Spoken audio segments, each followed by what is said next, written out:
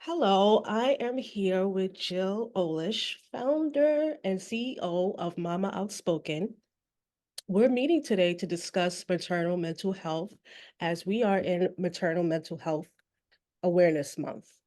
Today, we are going to discuss the challenges of many women who seem to struggle during post-pregnancy, as I would say it, the 10th month. So, Jill, you want to introduce yourself a bit? Great. Thank you so much, Nicole. I appreciate you having me for this conversation. My name again is Jill. I am a first-time mom and entrepreneur.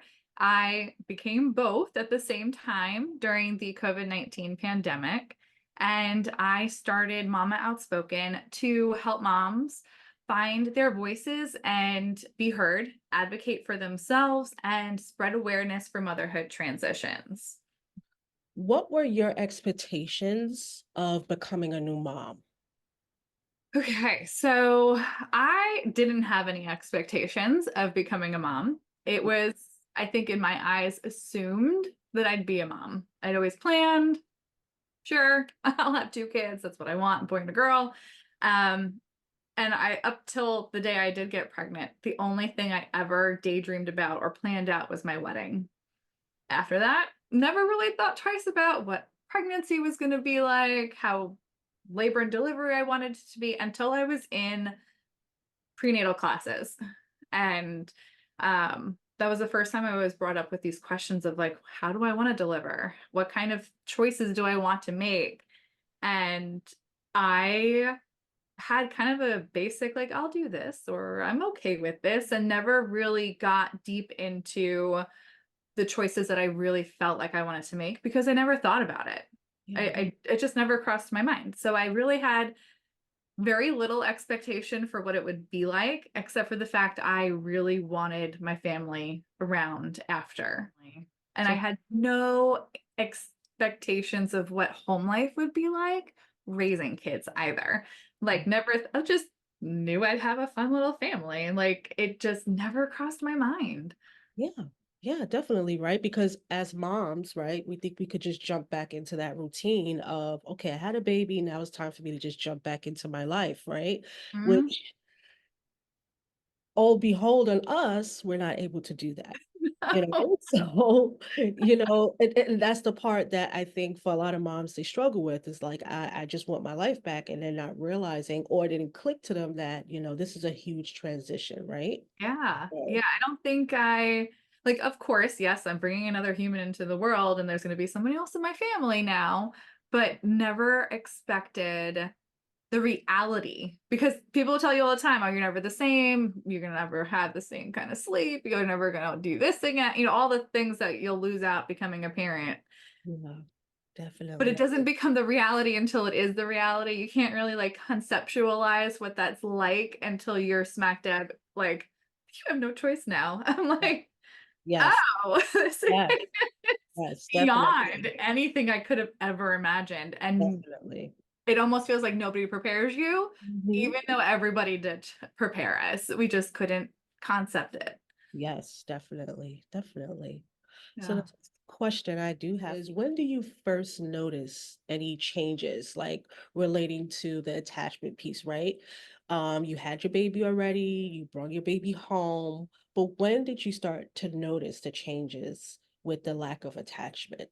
Ooh, before he was born, Mm, I did not feel a bond when he was in utero at all. mhm, It wasn't until about my fourth trimester, no, my third trimester when I had my baby shower that I actually enjoyed my pregnancy.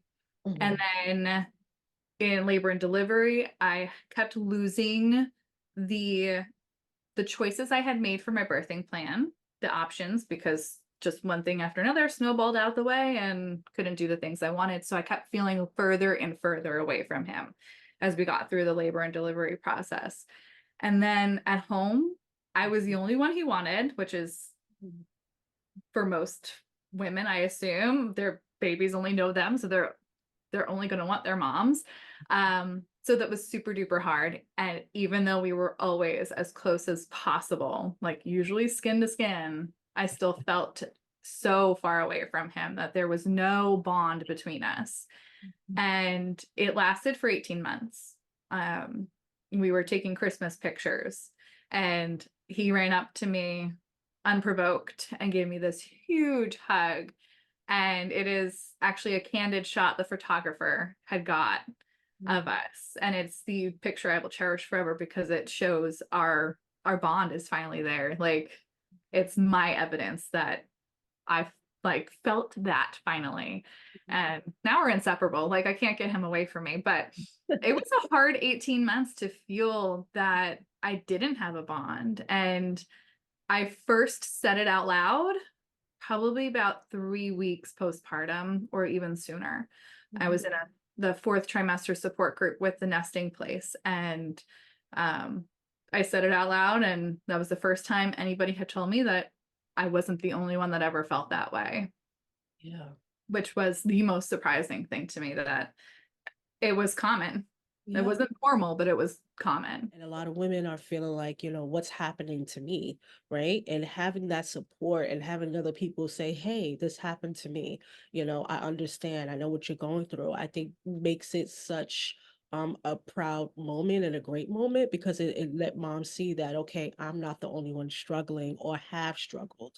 There's people out there that's struggling and, supporting each other, I think would be the best way to start. Mm-hmm. Yes. Definitely. If you were to go back and talk to yourself during the birthing process, what would you say or what would you have told yourself during that time? I would have told myself I could do it. Yes.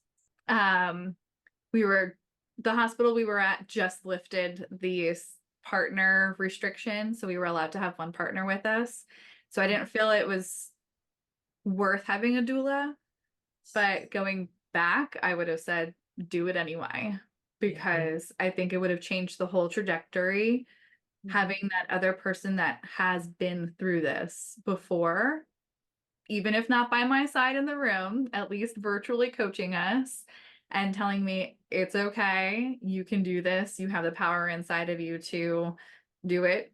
Mhm. You like because without that, I feel my choice to labor the way I did Mhm. put a stop to progressing and I plateaued. So therefore that's when I started losing those choices that I had made in what I really wanted in my birthing plan. And I'd just go back and be that doula for myself if best I could, or at least just tell myself to go ahead and spend the money on a doula because the value is actually there, and it doesn't matter what it's worth. It's really the value of having somebody else there advocating for you.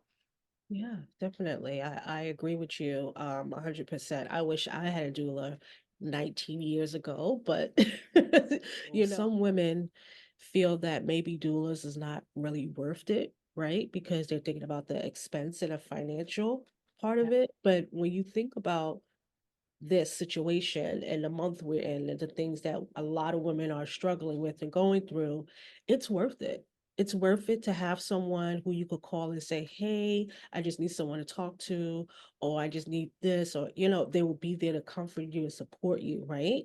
So I definitely agree with you to say, yes, it's Yeah. worth it to, look into it or even explore it to Yeah. see if that's something you could afford, but And they have programs now to make it affordable in good. certain areas. And I do think it would have eliminated a lot of the trauma that my husband also suffered from witnessing my labor and delivery.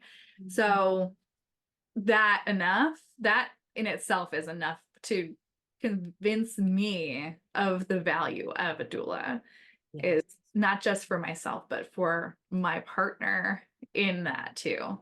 And I like how you highlighted your partner, right? Because sometimes we don't think about how they are affected as well by Mhm. this and the aftermath after this, right? Because after you have the baby, and the mom is going through her own struggles, who's also there for the partner, who is being there to say, hey, you need a break, right? So it's great that you highlighted that, it affected your partner as well. Yeah. spouses. What advice would you give new moms? Mm. I this was told to me, and I will say it again, but I will say it to everybody. You are the mom you were intended to be for your child. It doesn't matter the things that you go through,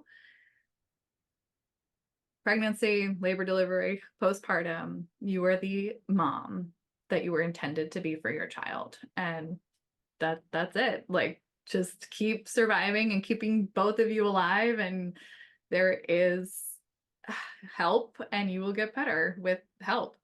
Yeah, yeah, definitely. I know it's hard, and Yeah, it's easy for us to say to other moms or new moms to be, to, here's a phone number for you when you are feeling down, or, give this person a call or call me. And then when you're in that position, it's so hard to do it yourself. And I was there. It was hard. I It took me 3 weeks to make the phone call for help. And I just spoke to a new mom recently who took her over 2 years to make the phone call for help. So wherever you are, that phone call still will be there waiting for you to make it, I think. So yeah. So thank you so much, Jill. yeah. I think this topic was very important. Thank you for your insight. Thank you for just educating and not only educating, just bringing more awareness, Mm, right? To women out there who is maybe afraid to speak up, or women who's maybe afraid to come out and say, I'm struggling, right? Because they're maybe looked at as the strong one, and I don't want anyone to feel bad for me. Thank you for bringing this awareness, because I think it's very important in the day and age that we're living in now. A lot of women are going through this silently, mhm. so thank you. Thank you, Nicole. I appreciate the space to have this conversation.